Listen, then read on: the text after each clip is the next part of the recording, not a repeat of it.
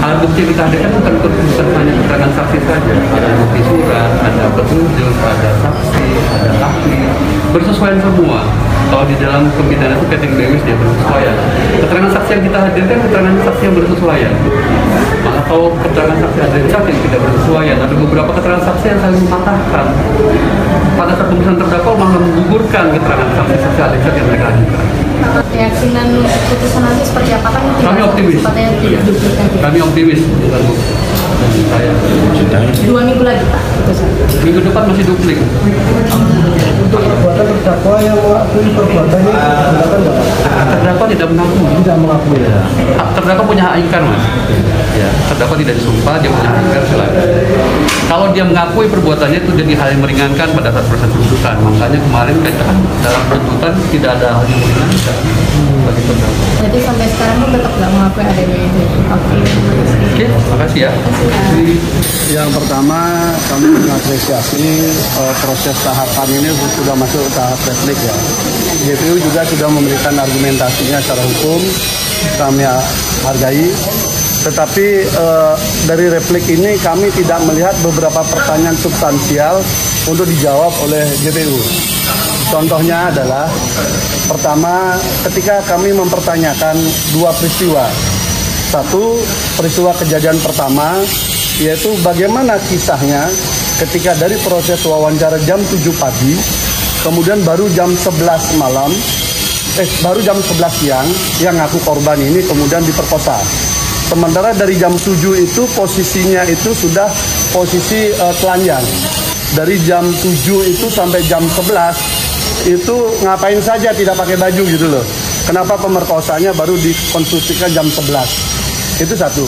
Tidak dijawab juga itu.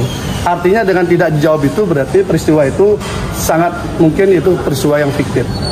Kalau dia memang betul pasti bisa dijelaskan kan, bahwa jam 7 sampai jam 11 ketika sudah buka baju berdua, telanjang berdua itu ngapain? Kenapa kok pemerkosaannya disebut jam 11? Ada nggak peristiwa pemerkosaan orangnya sudah sama-sama buka baju, menunggu 4 jam dulu baru kemudian pemerkosaan terjadi? Ada nggak? Ini kan akal sehat kita yang bicara ya. Akal sehat kita bicara, dan itu peristiwa dari dakwaan. Dakwaan di tuntutan disebutkan, kita pertanyakan, tolong jelaskan bagaimana peristiwa itu. Kalau menurut saya, kalau kita 4 jam nggak pakai baju, nggak ngapa-ngapain, masuk angin lah. Itu. Kemudian yang kedua, peristiwa yang kedua juga tidak ditanggapi. Peristiwa kedua adalah bagaimana jam 2.30 dini hari yang mengaku korban ini dari pondok ke Puri Pelandaan yang jaraknya 30-45 menit naik kendaraan. Bagaimana caranya? Karena di dalam dakwaan disebutkan bahwa dia perlihatkan WA kepada saksi Basit, kemudian dia diantar oleh Edwin, ditemukan oleh Aji. Semua saksi itu menolak peristiwa tidak pernah ada. Nah, tadi di dalam replik satu pun tidak bisa menjelaskan itu. Bagaimana si perempuan ini jam 2.30 datang ke TKP? Tidak dijelaskan. Artinya apa? Kan tidak mungkin orang itu ujuk-ujuk terbang langsung masuk kamar kan? Pasti ada proses kan? Nah, kita suruh jelaskan. Tolong jelaskan bagaimana peristiwa itu, karena saksi yang disebutkan dalam dakwaan sudah menolak peristiwa itu. Itu tidak ada jawaban. Artinya apa? 2 peristiwa itu tidak dijawab. Tetapi yang dijawab adalah pokoknya semua saksi yang meringankan terdakwa itu tidak bisa dipakai, hanya dikesampingkan. Hanya begitu semua isinya. Pokoknya bukti apapun dari terdakwa dikesampingkan. Kalau hanya begitu dikesampingkan, dan pada argumentasi yang kita tanya nggak bisa dijawab, kan sebenarnya hakim udah ada bayangan ya. Teman-teman ada bayangan nggak? Bagaimana seseorang perempuan dini hari jam 2.30 ngaku akan diperkosa, dia datang ke TKP, tapi tidak bisa diceritakan bagaimana prosesnya. Masuk akal enggak? Kita kan nanya, tolong jelaskan fakta sidang yang mana yang menunjukkan itu.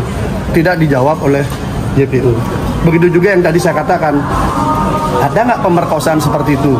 Yang saya tahu, bangunan pemerkosaan itu adalah ada nafsu birahi seseorang laki-laki yang tidak bisa dia tahan, sehingga begitu ada kesempatan maka dia akan lakukan semaksimal mungkin. Itu pemerkosaan. Tapi kalau sampai 4 jam diam sama-sama telanjang nggak ngapa-ngapain, jam 11 baru kemudian pemerkosaan terjadi, ya saya kira cerita fiksinya kurang lengkap sutradaranya. Katanya ada peristiwa itu, tapi dia sama suka. Iya, enggak. Artinya menceritakan peristiwanya saja sudah nggak mampu kan? Kan kita minta kan, beliau mendakwakan, beliau menuntut tinggi, kita minta tolong jelaskan gimana peristiwa itu. Nah, tetapi peristiwa itu kan tidak bisa dijelaskan oleh JPU. Padahal kita di pledoi kita udah minta, tolong jelaskan itu. Kalau memang bisa dia buktikan, mungkin kami akan berubah di duplik kami kan. Mungkin akan diubah, kami akan apa-apa, tapi kan tidak ada. Dan akal sehat kita kan masih harus kita rawat. Selain soal rekayasa yang kami yakini itu ada, maka akal sehat kita rawat. Jelasin loh, kalau memang bukan rekayasa, bagaimana si yang aku korban ini bisa sampai ke situ? Jam 2.30 dini hari loh, gelap gulita di sana. Kita sudah ajak untuk on the spot, kan tidak ada yang mau. Biar lihat lokasi kan, oh dari sini lo jalannya ke situ, naik mobil berapa lama, biar tahu, kebayang jadinya. Nggak, apalagi kemudian menunggu sekian jam, ayo sampean udah nggak pakai baju, yang perempuan nggak pakai baju, nunggu sekian jam sampai jam 11 baru niat perkosa gitu loh, gimana? Coba itu kasusnya seperti itu, baca aja dakwaannya. Pak Gede, memangnya betul keterangan yang saksi Adecah saling mematahkan? Oh enggak, justru saling menguatkan. Yang lucu adalah nama-nama yang ada dalam dakwaan, nama-nama yang disebut oleh saksi yang mengaku korban itu tidak dihadirkan oleh JPU. Kenapa? Malah kami harus bersusah payah menghadirkan. Padahal sebagai penegak hukum kan sudah di BAP di polisi. Kalau dihadirkan, justru saling menguatkan kok. Yang mana saling mematahkan? Justru saling menguatkan, makanya mereka mengesampingkan. Kalau memang begitu kan dipakai dong.